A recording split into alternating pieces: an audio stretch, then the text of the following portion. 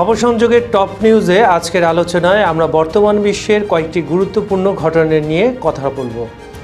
Ukraine যুদ্ধে রাশিয়ার নতুন কৌশল, চেচেন মুসলমানরা কেন পুতিনের পক্ষে, তাইওয়ান নিয়ে ট্রাম্পের ব্যবসা, ফিলিস্তিনে মার্কিন পরিকল্পনার ছায়া আর নিউ ইয়র্কে ঐতিহাসিক রাজনৈতিক পরিবর্তন, এসব বিষয়ে গভীর বিশ্লেষণ থাকছে আজকের পর্বে।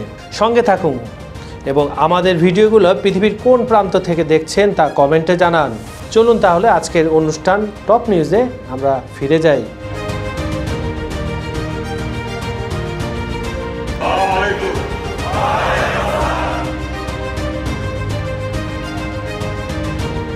যুদ্ধ কেবল সামনে সারিতেই লড়াই হয় না, পেছনে সাপ্লাই লাইন ভেঙে দিলে পুরো যুদ্ধ আপনার নিয়ন্ত্রণে চলে আসে।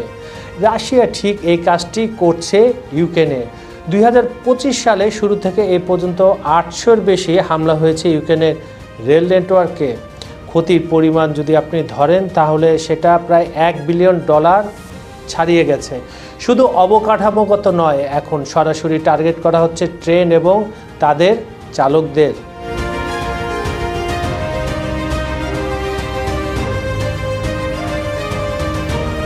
এই হামলার পেছনে রয়েছে পুতিনের দীর্ঘমেয়াদী কৌশল। ইউক্রেনের 63% মালবাহী এবং 37% যাত্রী পরিবহন নির্ভর করে রেলের উপর।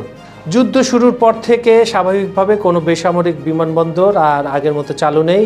এর ফলে বিদেশি সামরিক সাহায্য, আহত সৈন্য এক জায়গা থেকে আরেক জায়গা নেয়, এমনকি বিশ্ব নেতাদের আসা যাওয়া সব কিছু ট্রেন নির্ভর। রাশিয়া এখন উন্নত শাহেড ড্রোন ব্যবহার করে নির্দিষ্ট লোকোমোটিভ টার্গেট করছে। ট্র্যাক মেরামত করা যায় একদিনে, কিন্তু লোকোমোটিভ ধ্বংস হলে তা বিকল্প জোগাড় করা অত্যন্ত কঠিন। বিশেষজ্ঞরা সতর্ক করছেন, এভাবে চলতে থাকলে এমন সময় আসবে যখন রেল লাইন থাকবে কিন্তু চালানোর কিছুই থাকবে না।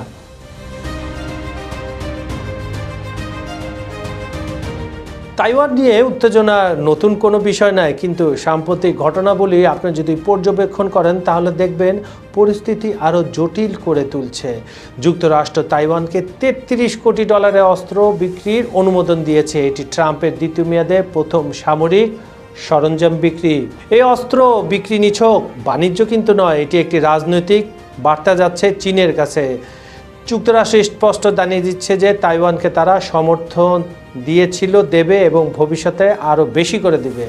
চীন তীব্র প্রতিবাদ জানিয়ে বলেছে তারা তাদের সার্বভৌমত্ব নিরাপত্তা রক্ষায় প্রয়োজনীয় সব পদক্ষেপ নিতে পিছপা হবে না।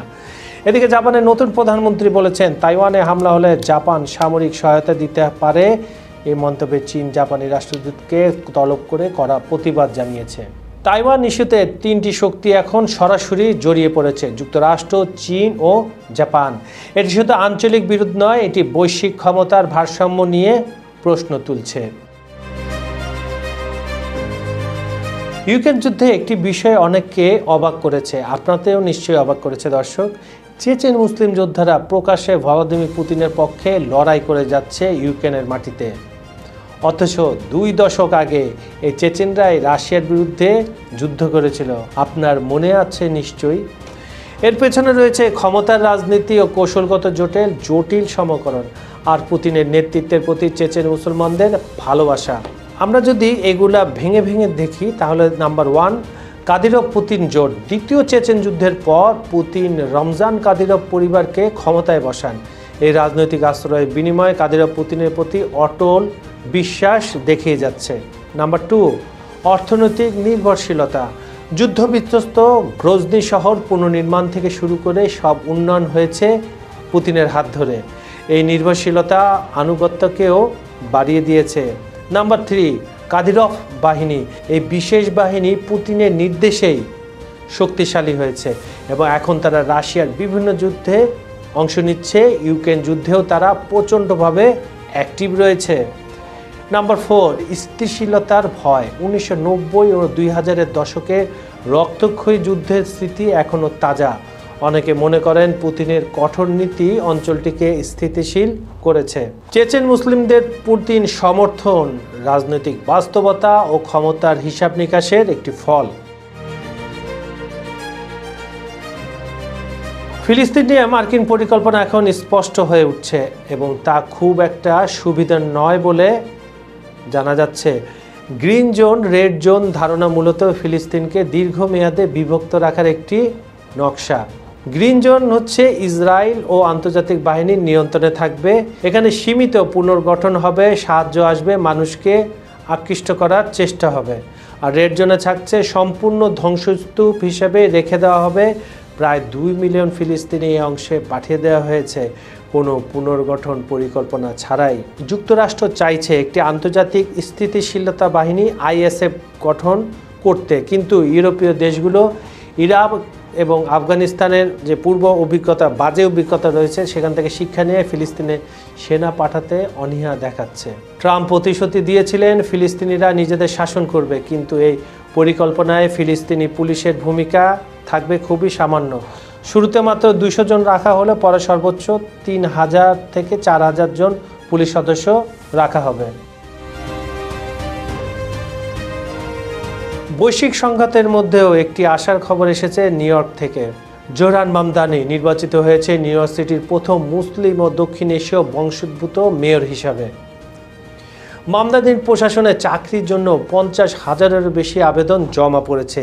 এটি নিউ ইয়র্কবাসীর তার প্রতি আস্থা ও প্রত্যাশার প্রতিফলন হিসাবে দেখা হচ্ছে। একজন ডেমোক্রেটিক সোশ্যালিস্ট হিসেবে তিনি প্রতিশ্রুতি দিয়েছেন নিউ ইয়র্ককে আরও কম ব্যয়বহুল ও মানবিক শহরে পরিণত করবে। মাত্র 30 ঘন্টায় 7,000 দাতার কাছ থেকে $5 লাখ বেশি তহবিল সংগ্রহ দেখিয়ে দেয় তার জনসমর্থনের ব্যাপকতা। বিশ্ব এখন এক জটিল সন্ধিক্ষণে দাঁড়িয়ে রয়েছে। যুদ্ধ, উত্তেজনা, বিভাজন, এসবের পাশাপাশি আশার আলো দেখা যাচ্ছে। আমাদের দায়িত্ব এই ঘটনাগুলো বুঝে নেওয়া, বিশ্লেষণ করা এবং সঠিক অবস্থান নির্ধারণ করা, কারণ আজকের ঘটনাগুলোই আগামীর ইতিহাস রচনা করবে। খবর সংযোগের টপ নিউজ আয়োজনটি কেমন লাগলো তা জানাতে ভুলবেন না। ভিডিওগুলো লাইক, কমেন্ট ও শেয়ার করুন। আর অবশ্যই খবর সংযোগ ইউটিউব চ্যানেলটি সাবস্ক্রাইব করে রাখুন। আমাদের এই অনুষ্ঠান আপনারা পৃথিবীর কোন প্রান্ত থেকে দেখছেন কমেন্টে জানান। আমি কাজল হায়দার আজ বিদায় নিচ্ছি, কথা দিচ্ছি আবার দেখা হবে আগামীকাল একই সময়ে। ভালো থাকবেন, সচেতন থাকবেন। ধন্যবাদ সবাইকে।